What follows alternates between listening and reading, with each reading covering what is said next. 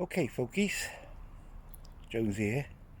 The last post today um, was received with a bit of consternation, welcoming, all sorts from different people.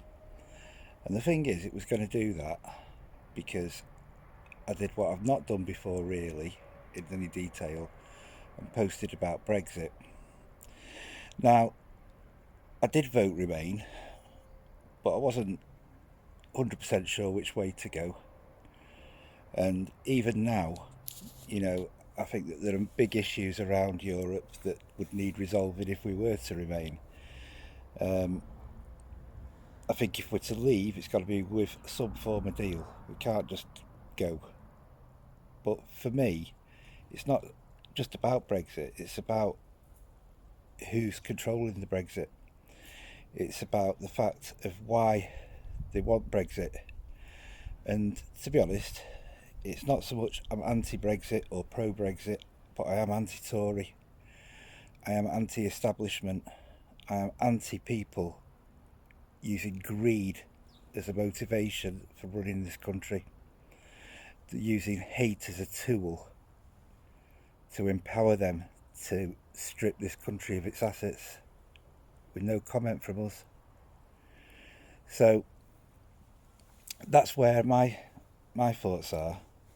I think that my last post put about put out my fears about Brexit, about the fact that we haven't got an industry to be um, able to look for openings in other markets. We just haven't got the facilities to do that anymore. The biggest industries in Britain at the moment are the financial industry, and that's the elite and their little minions buying and selling shares on markets.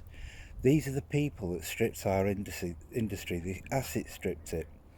So the big companies that were making profit, but maybe not enough profit, they went in. They sacked the workforces. They sold off all the land, all the equipment, all the tools.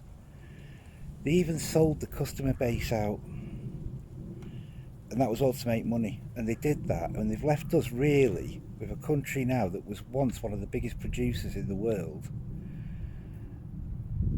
as being a country with nothing at all.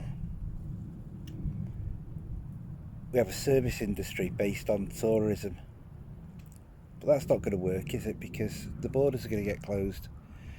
The free movement between Europe, initially, it's going to mean that you can stay somewhere for, I think, the band in the 6 months or 3 months or whatever.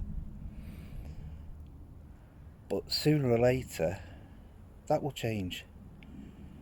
Sooner or later, we'll be relying on tourists from Indonesia, Asia, India, the USA, but not from Europe.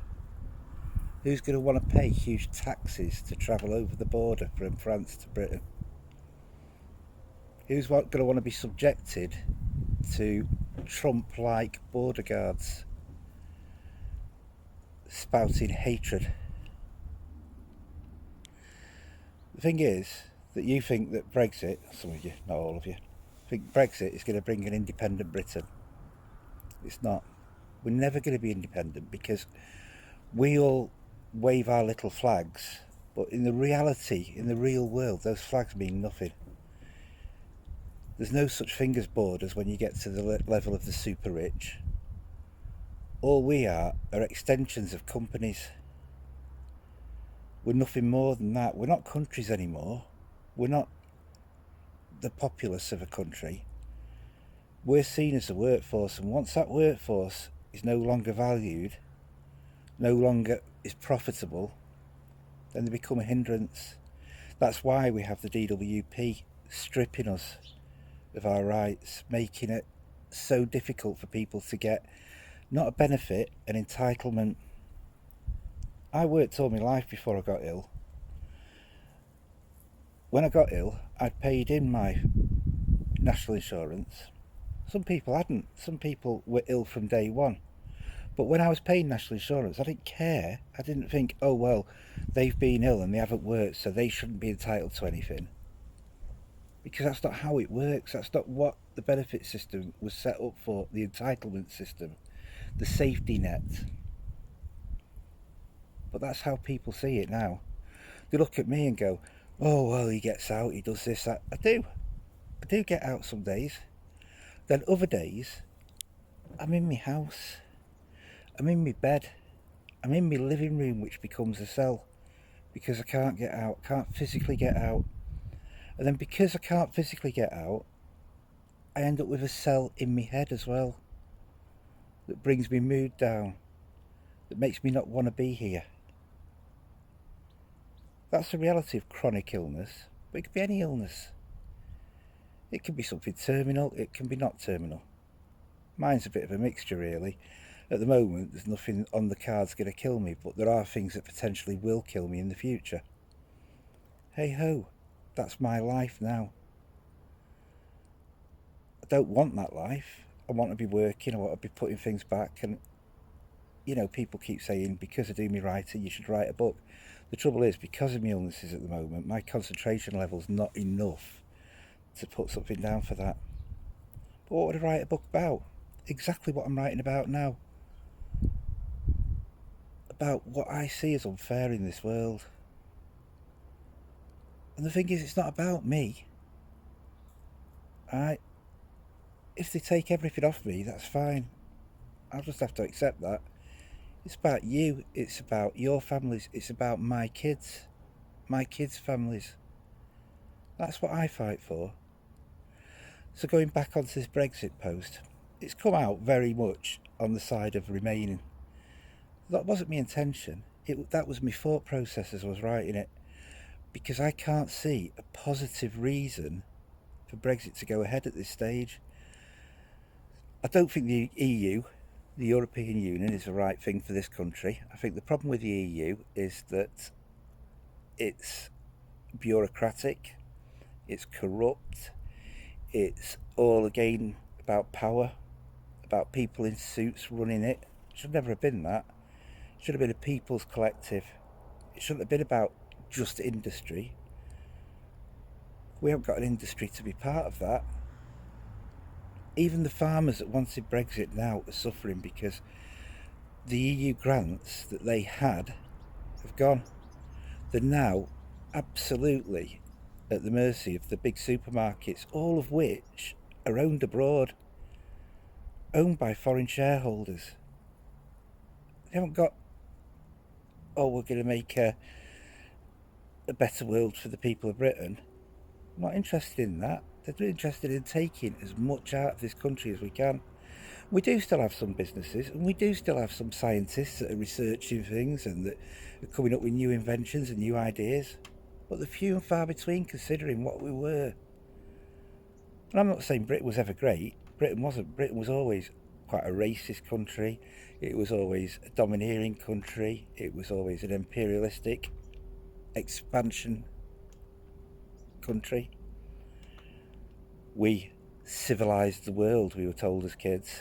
We didn't. We dominated the world with violence. We didn't civilise people. To me, a lot of the people we civilised were far more civilised before. But all we can do is we can look at what's right and wrong. You're not going to be any more British after Brexit. There are not going to be less immigrants in Britain after Brexit. There shouldn't be less immigrants. There shouldn't be borders. But the reality is, if you're talking about illegal immigrants, first of all, they don't get any access to public funding. So when you hear all this crap spouted by the far right and they're saying, oh, they come and get our jobs and they come and get our council houses and they come and get benefits, well, they don't. Most of them are put in a big detention camp. There's one near Leeds that's horrible. I've been in it. It's not somewhere you'd ever want a dog to live. It's worse than a boarding kennels. And they're held there for as long as need be. And if they're given leave to remain, which usually takes a long time and is dependent on so many different factors, they're given a slum house owned by a private landlord that they have to live in, and they're given vouchers for food that they have to use in the local shop. That's not freedom. That's not the streets lined with gold. if they're seen as illegal immigrants, then usually they're just shipped out. They're not here, they can't claim anything if they're illegal, because the moment they claim something, they're found and they're detained. Okay? So, yes, they might take on work, but they don't get minimum wage. They don't get benefits. They don't get housing. They might be 10 people in a 2-bedroom house, washing cars every day, all day, working on fields for a pittance.